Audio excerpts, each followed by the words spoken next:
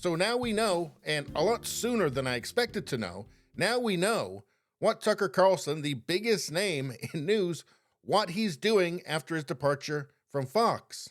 And of course we knew he wasn't going to disappear forever. The question was, where will he reemerge and when? Well, now we know where. And as for the when, well, let's just watch the video. Oh, and Elon Musk has something interesting to say, and we'll get to that after this video as well. But let's start in. Hey, it's Tucker Carlson. You often hear people say the news is full of lies, but most of the time that's not exactly right. Much of what you see on television or read the New York Times is in fact true in the literal sense. It could pass one of the media's own fact checks. Lawyers would be willing to sign off on it. In fact, they may have. But that doesn't make it true. It's not true. At the most basic level, the news you consume is a lie of the stealthiest and most insidious kind. Facts have been withheld on purpose, along with proportion and perspective. You are being manipulated. How does that work? Let's see. If I tell you that a man has been unjustly arrested for armed robbery, that is not, strictly speaking, a lie. He may have been framed. At this point, there's been no trial, so no one can really say. But if I don't mention the fact that the same man has been arrested for the same crime 6 times before, am I really informing you? No, I'm not. I'm misleading you. And that's what the news media are doing in every story that matters, every day of the week, every week of the year. What's it like to work in a system like that? After more than 30 years in the middle of it, we could tell you stories. The best you can hope for in the news business at this point is the freedom to tell the fullest truth that you can. But there are always limits. And you know that if you bump up against those limits often enough, you will be fired for it. That's not a guess, it's guaranteed. Every person who works in English language media understands that. The rule of what you can't say defines everything. It's filthy, really, and it's utterly corrupting. You can't have a free society if people aren't allowed to say what they think is true. Speech is the fundamental prerequisite for democracy. That's why it's enshrined in the first of our constitutional amendments. Amazingly, as of tonight, there aren't many platforms left that allow free speech. The last big one remaining in the world, the only one, is Twitter, where we are now. Twitter has long served as the place where our national conversation incubates and develops.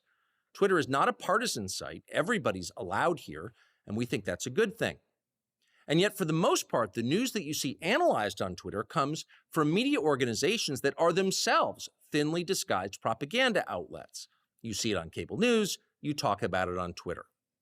The result may feel like a debate, but actually the gatekeepers are still in charge. We think that's a bad system. We know exactly how it works, and we're sick of it.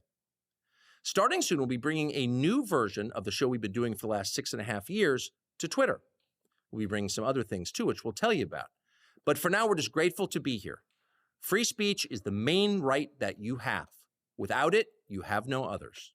See you soon. So Tucker's taking his show, it sounds like exclusively, to Twitter. There's the where. What about the when? He says soon. And that brings us to his contract status. And we're not going to get into the details of this right now. I'll make another video about this. But Axios here is reporting that Tucker Carlson has accused Fox of fraud and is claiming breach of contract. Let's see, he sent a letter to Fox and is arguing that the non-compete provision in his contract is no longer valid, freeing him to launch his own competing show or media enterprise. So in light of that, what does soon mean? Does it mean next week? Does it mean next month? Does it mean in 6 months? I don't know, but the sooner the better for me. So we'll get to Elon's comments on this in just a second, but first let's just go over what we just saw. So he talks about lies of omission, the things that you can't say, which is a way of lying to you without actually having to utter any lies. And we can take it from Tucker that if you bump up against it too many times, you get fired. And last time I checked, Tucker Carlson wasn't working for Fox News anymore. And we all know it's because he was saying things that the elites, that the establishment of both parties didn't like. Now he's saying that the only big platform in the world that will allow free speech is Twitter. And that's where he's going. He says he's going to do a new version of the same show he's been doing for the last 6 years on Twitter. And as for the really big platforms, yeah, it probably is the only place that he could do that show. Although I will say Rumble is catching up. And please join me on Rumble, by the way. I've got half the subscribers that I have on YouTube, but YouTube has just demonetized me. So I would love it if everybody just either watched my videos on Twitter, which I upload all of my videos to Twitter, or watch them on Rumble. And actually, it is a good lesson in just how restrictive these big platforms are. I mean, even my small 11,000 subscriber YouTube channel gets demonetized. That's how carefully they comb the wrong think out of their platform. It's actually quite dystopian, really, isn't it? But anyway, what did Elon Musk have to say about this? And it's actually a little bit surprising. He said, on this platform, unlike the one-way street of broadcast, people are able to interact, critique, and refute whatever is said. And, of course, anything misleading will get community notes, which, in my opinion, are a great success. I see them just accurately fact-checking, not with a left-wing bias or a right-wing bias, a truth bias. And it's incredibly refreshing, and obviously it's driving all of the left-wing ideologues absolutely mad. He continues, I also want to be clear that we have not signed a deal of any kind whatsoever. Tucker is subject to the same rules and rewards of all content creators. So he's saying they have not actually signed any deal. He's just going over to Twitter and he's just going to run his long-form show on there. So Elon Musk is not paying him to be on the platform. However, it says that rewards means subscriptions and advertising revenue share. Coming soon, which is a function of how many people subscribe and the advertising views associated with the content. So where is Tucker's reward in this? Well, obviously the freedom to say what he wants is one, but also subscription. So if he charges $10 a month for a subscription for his shows and maybe articles, whatever else he wants to offer, and he gets 100,000 subscribers, there's $1 million a month. Or maybe he gets 1 million subscribers and there's $10 million a month. I don't really know what the ceiling for Tucker is on Twitter. I've got a feeling, though, it's very high. Personally, I will pay for that because he is a unique voice in the media landscape. And on top of that advertising revenue share, which I have no idea how much that would be, but it certainly all helps, doesn't it? And he ends this with, I hope that many others, particularly from the left, also choose to be content creators on this platform. Well, if creators can make money on Twitter, they will. Of course they will. People need to make a living.